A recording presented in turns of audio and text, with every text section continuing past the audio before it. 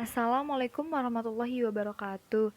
Kami dari kelompok 8, saya Leni Marlina dan teman saya Asma Senhau, Disa Pertami, dan Gita Ningratri. Untuk produk kami yaitu Warung Sate Solo Latansa. Kita simak hasil video wawancaranya ya. Mengelola usaha di usia muda. Semua orang ingin menjadi pengusaha muda yang sukses dengan tujuan dapat menjalani kehidupan lebih baik. Selain itu, dengan meraih kesuksesan, Anda juga mempunyai peluang untuk berperan penting membantu orang lain yang membutuhkan. Jika seseorang sukses di usia muda, ia bisa merasakan kenyamanan, fasilitas penunjang kehidupan yang tersedia. Contohnya seperti video berikut, Sate Solo Latansa. Mereka melakukan usaha di usia muda mulai dari hal yang terkecil sampai sekarang menjadi hal yang terbesar karena produknya sangat banyak dikunjungi oleh masyarakat sehingga menjadi terkenal. Pengelolaan usaha yaitu kegiatan usaha yang dilakukan perusahaan atau individu dalam bisnisnya, dalam pendirian usaha, penyusunan anggaran, keuangan, serta menjalankan perusahaan yang berkaitan aspek produksi, pemasaran, sumber daya manusia, serta pengelolaan keuangan. Memiliki sebuah perusahaan atau usaha rumahan atau warung menjadi salah satu hal yang didambakan oleh setiap orang. Setiap seseorang yang mandiri telah dianggap menjadi sebagai orang sukses.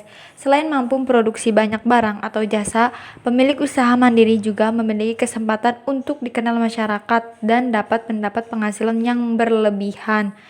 Namun perlu diketahui, untuk memajukan sebuah perusahaan tentunya diperlukan usaha yang ekstra. Memiliki strategi usaha sebelum membangun usaha. Hal yang pertama harus diperhatikan yaitu memiliki strategi yang baik. Strategi ini mencakup atau sasaran, tujuan, pemasaran produk, cara pemasaran, dan produk yang akan dipasarkan.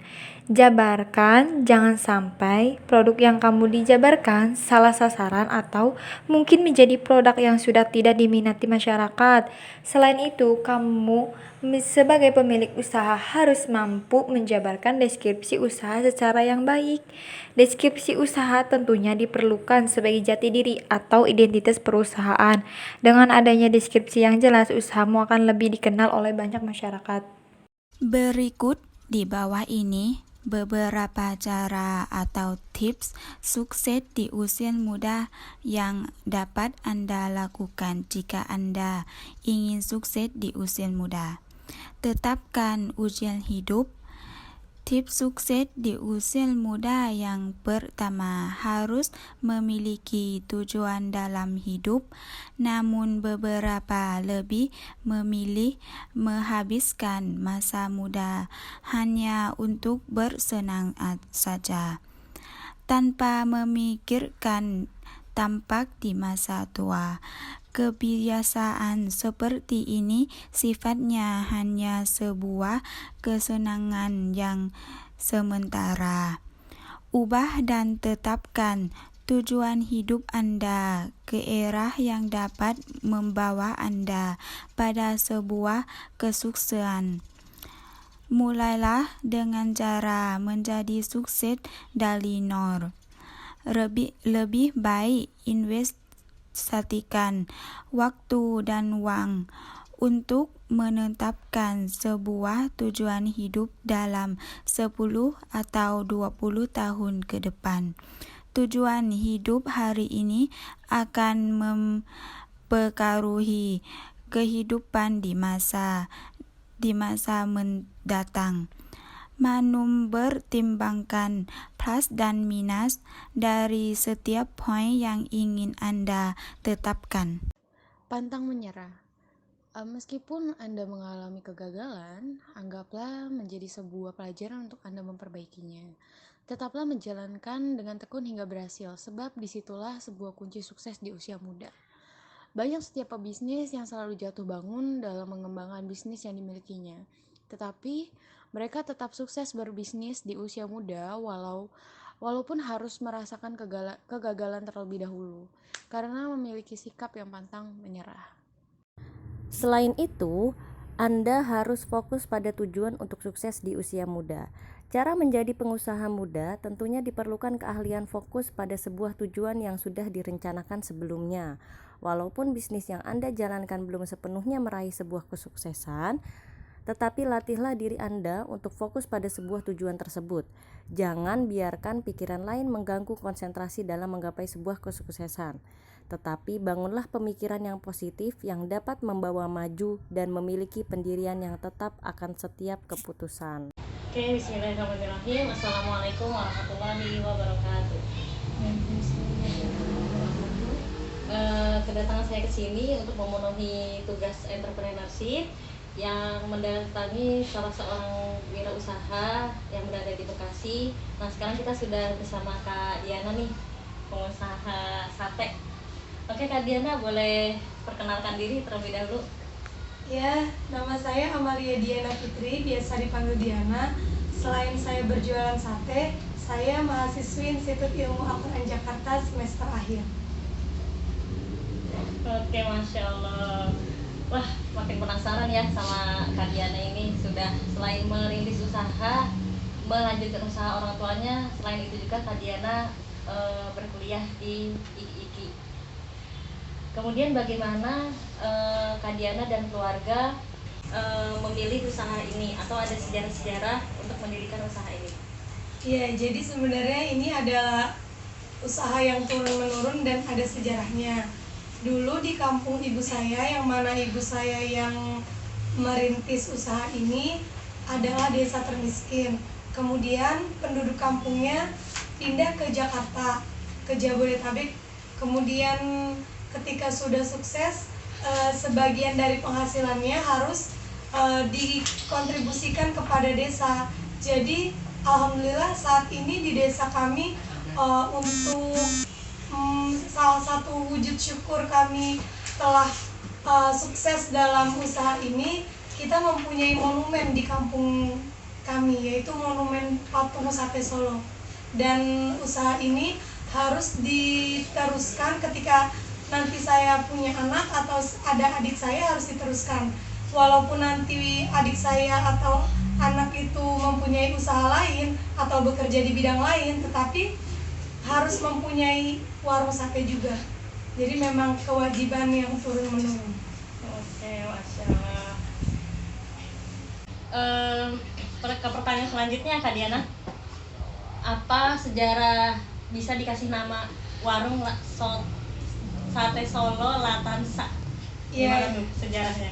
Jadi sebelumnya warung sate Solo ini diberi nama warung sate Solo Pak Dian. Dian dari nama saya. Jadi warung sate Solo bapaknya Dian gitu.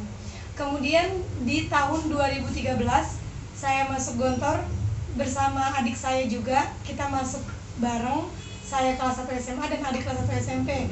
Kemudian beberapa bulan di Gontor ketika liburan, orang tua saya melihat perubahan sikap dan banyak yang baik-baik ya ketika liburan itu. Jadi dari situ terinspirasi dari unit-unit usaha Gontor yang mana diberi nama Latansa.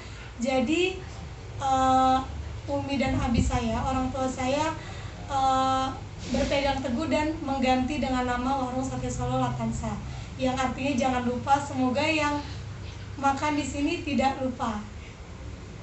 Kak Diana sudah berapa lama menjalani usaha ini? Jadi karena ini usaha turun-menurun, jadi awalnya oleh ibu saya dari tahun 1994, yaitu 26 tahun. Kemudian Februari yang lalu ibu saya meninggal, jadi saya baru memulai usaha ini. Tetapi karena saya lulus dari pesantren di umur 2016 dan saya sudah mulai berkontribusi dalam usaha ini, jadi kira-kira sudah 5 tahun berjalan saya mengikuti usaha ini, menjalani usaha ini. Oke, wah luar biasa. Terkait waktu jam buka,